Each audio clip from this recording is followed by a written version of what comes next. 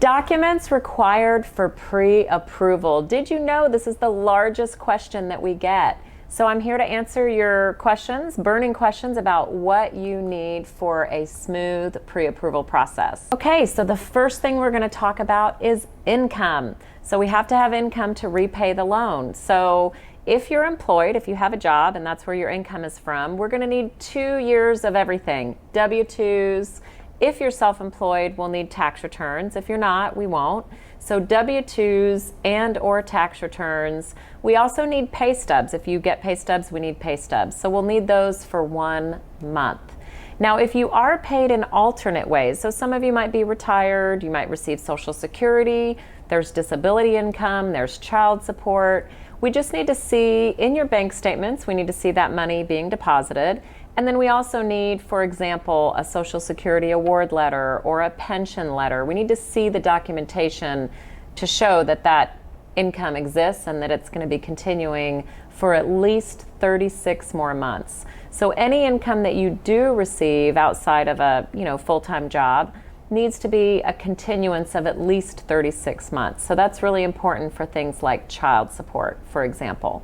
So we're going to move on to assets, or that's checking, savings, liquid assets, which is where your down payment will be coming from. So on assets, we need 2 months of statements.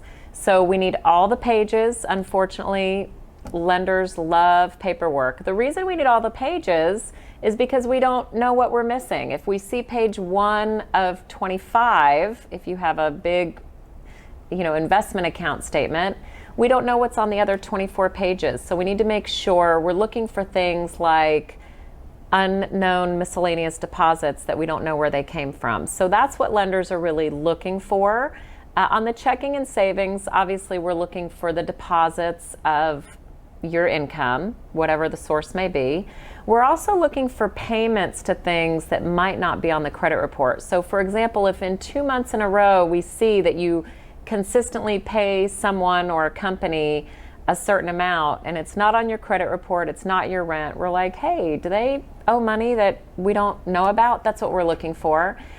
We don't really care about, your little Venmos and PayPals and things like that, but we're looking for consistent recurring payments that we might be missing.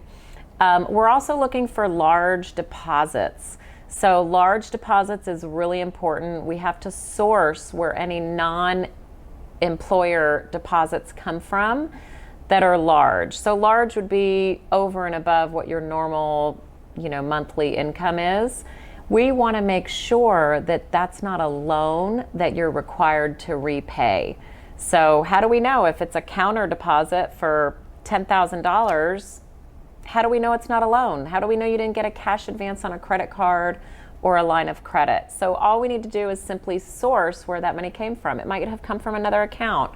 It might have been a gift from a family member. That's totally fine. So we can document all of those things. So let your lender know if those things apply to you, but didn't want you to be surprised when you get those kinds of questions. So be prepared to answer those kinds of questions. We also need your identification. So a government issued ID is the only kind that's acceptable. It can be a driver's license, it can be a passport.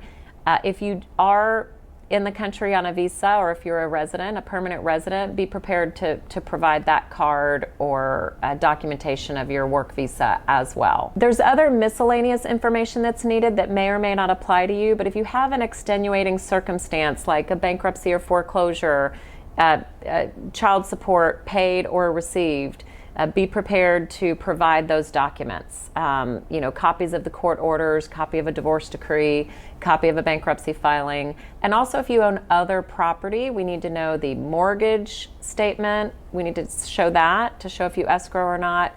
We need annual tax, annual insurance, and annual homeowners association dues. The lender has to prove without a doubt what your annual or your obligated expenses are for any other properties owned, and that does include like land or lots, okay? So make sure you have all those things handy.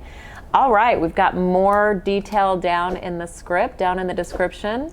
Thanks for watching. Also follow my channel. I've got over 360 videos just for you about the process. Talk to you soon.